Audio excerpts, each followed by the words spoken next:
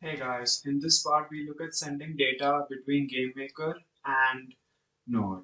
So to do that, firstly, we'll have to use the async networking event. So, for OPlayer, let me just go ahead and create that. And what we do here is, what this does is, whenever Node.js sends anything to GameMaker, Node.js will tell this client, yes, you have connected, yes, you have disconnected, and here is some data. So, we'll have to organize that and make that and put that to good use. So how do we do that? And firstly, we'll have to actually do it this way. You get this DS map called async load, and this has like all the information that the server has sent to you. Sometimes it'll say yes, you have connected, yes, you have disconnected, stuff like that.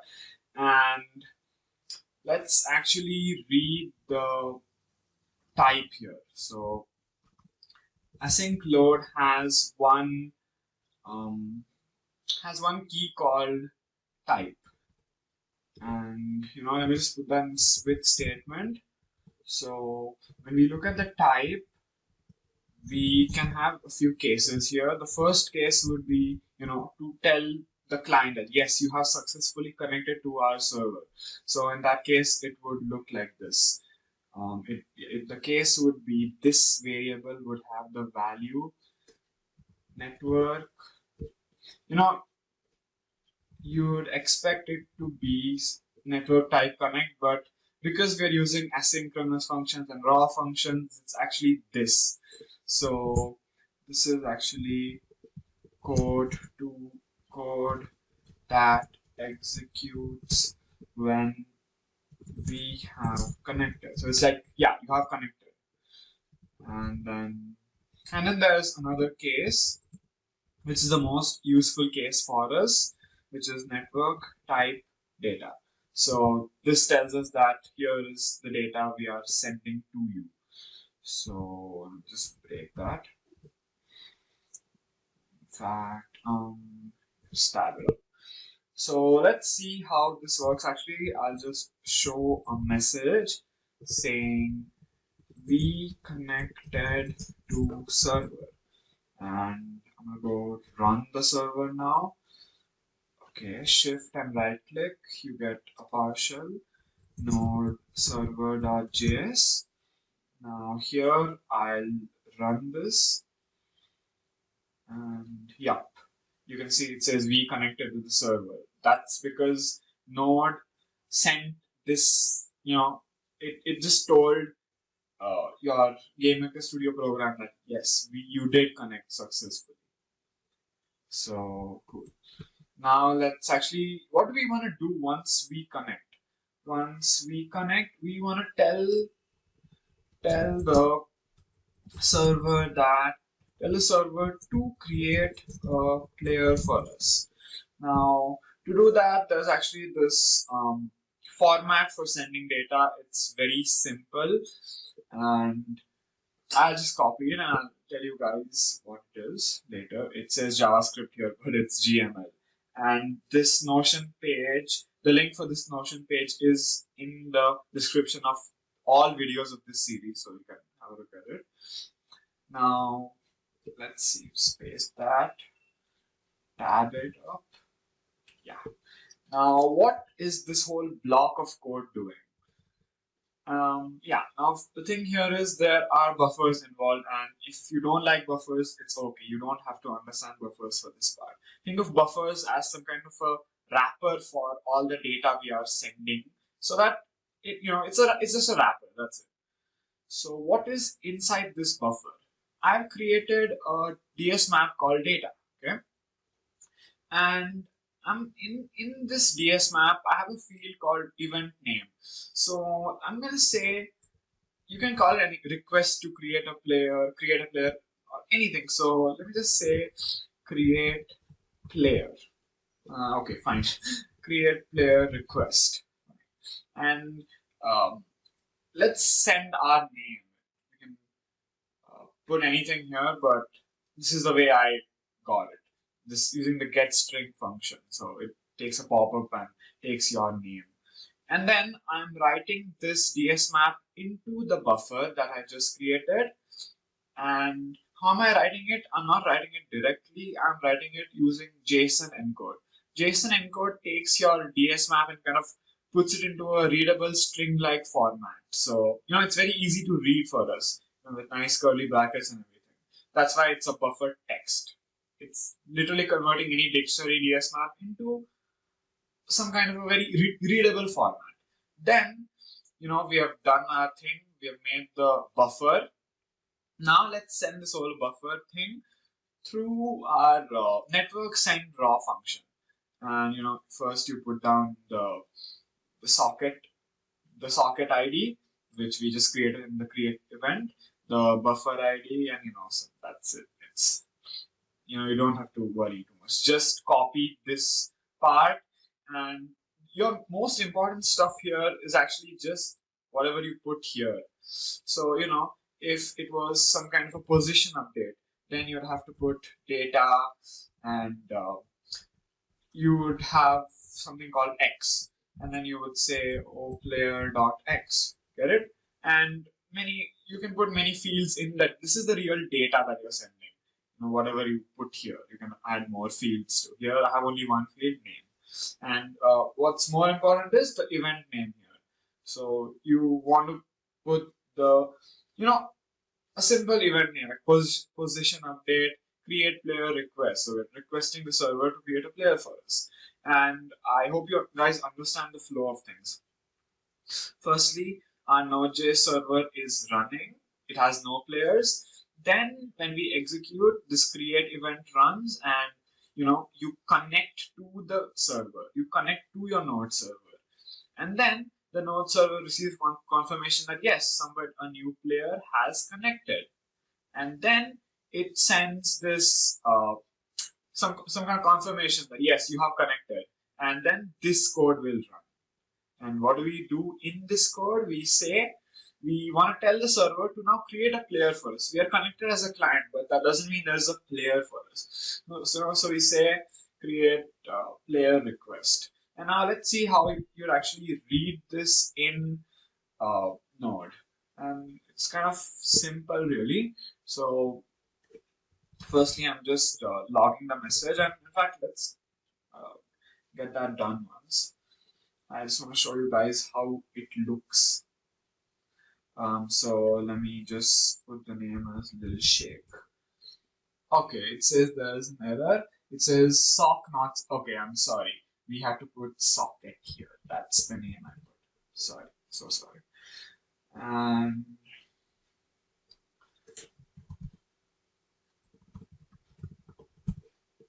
let's see what happened here. Yeah. So I was logging all the data that's being sent. So this is the JSON string, event name, create player request, and name. So the node has received this JSON string, and that's really good for us. That shows that this whole thing has worked, in fact. Now let's go to how Node would handle this better. We can log the data, but we need to put that data to good use. Okay, so you guys saw now the data is a JSON string, which is a readable string version of a DS map. So we'll take that and put that into a real DS map. And here DS maps are called JSON objects. You can call it anything. DS map, JSON object, dictionary. Dictionary is the simplest way. So to create the dictionary, you can say var method. You can just call it data, really. Real data. Real data is equal to, now how do you convert the string that we just received, this string into a JSON object? We do it by saying JSON dot parse of the string. So which is data in this case. And this will create, the dictionary for us. That's, yeah. And now let's read the event name, because that's the most important thing here, right? Var event name is equal to real data dot event name. So that's the format for reading something here. The name of the dictionary dot event name. Okay. And yeah, cool. Now let's make another switch statement here. Switch event name. And why does it say it's red? Okay, it's not red. Now let's have case. If you guys remember the event name that I just put, it's create player request. Just copy that. Wow, that is being lazy. Okay, I'm on a time crunch, so I guess I can use that as an excuse.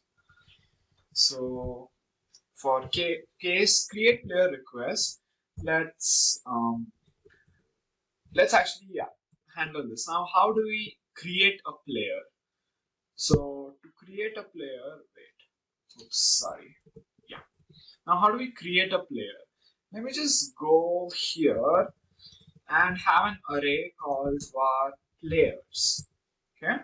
And inside this players, let there be some kind of a, I don't know, let there be one element for each player. So Lil Shake, name Lil Shake, and the exposition, Y position, all the information we need put into one dictionary for each player, and that dictionary will be put in this array.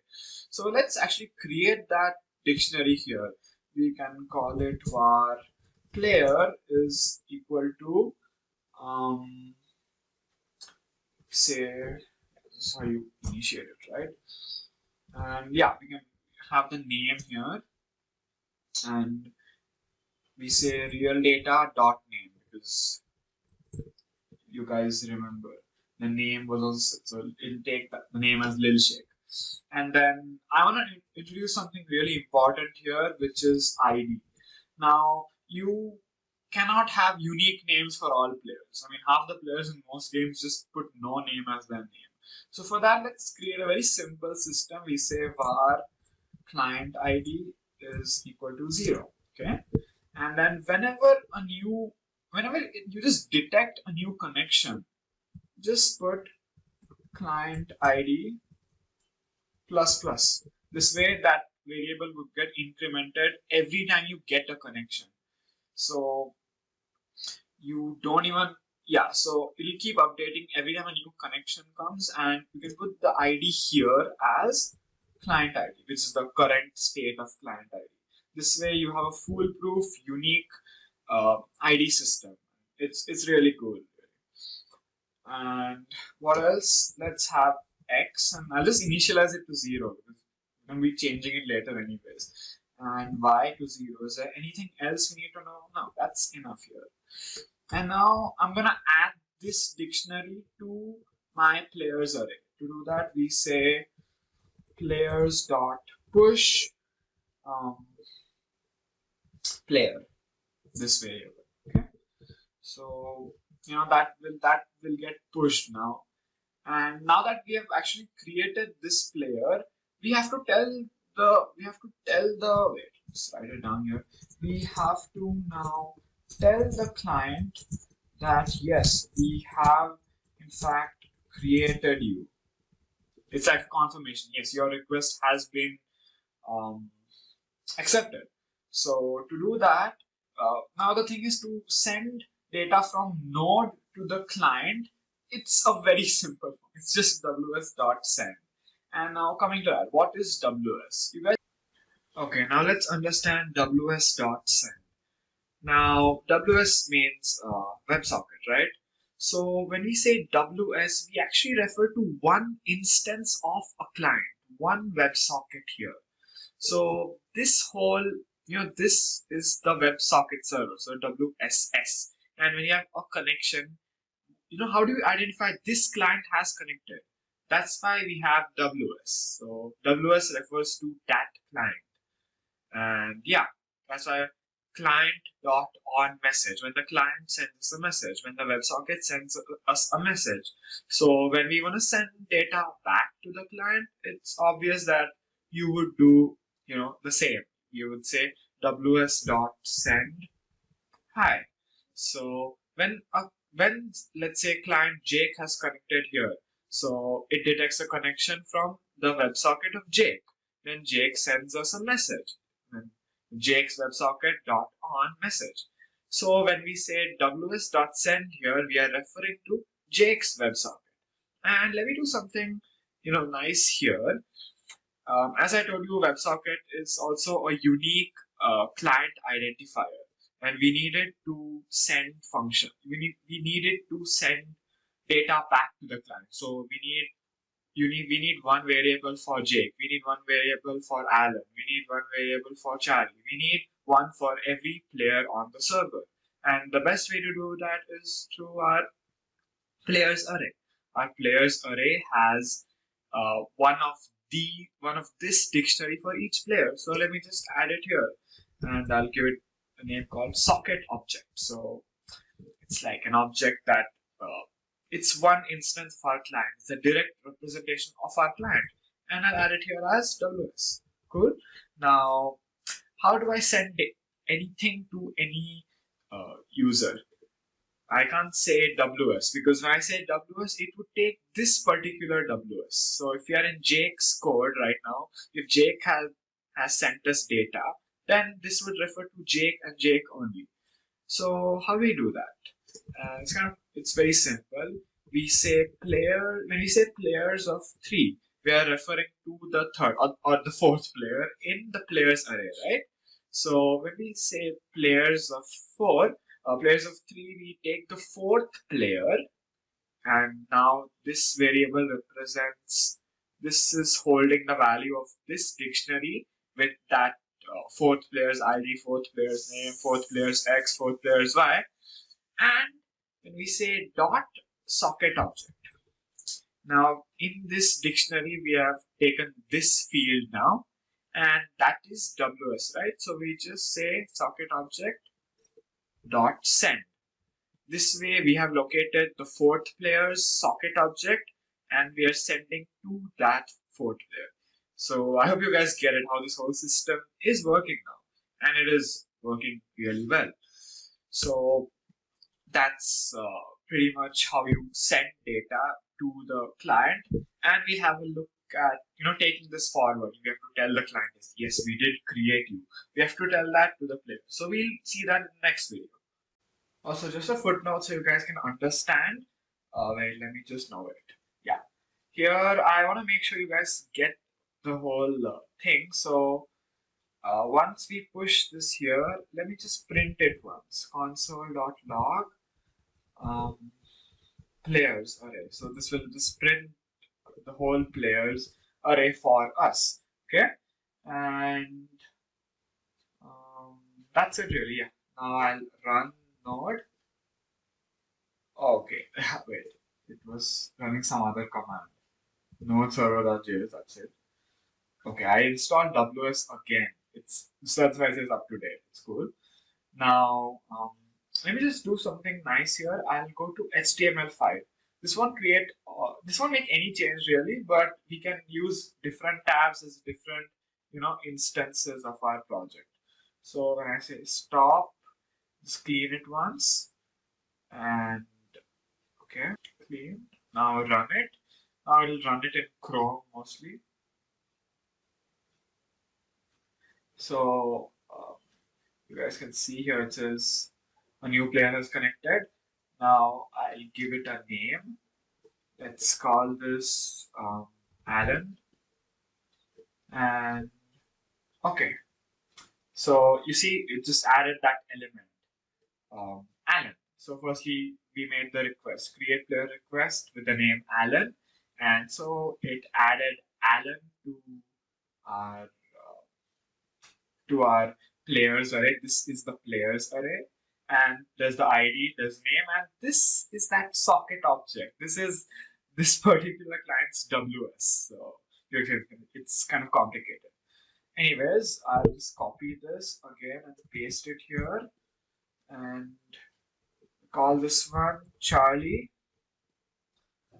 And okay, you guys can see now it has again printed the whole players array from here to here. It has two elements.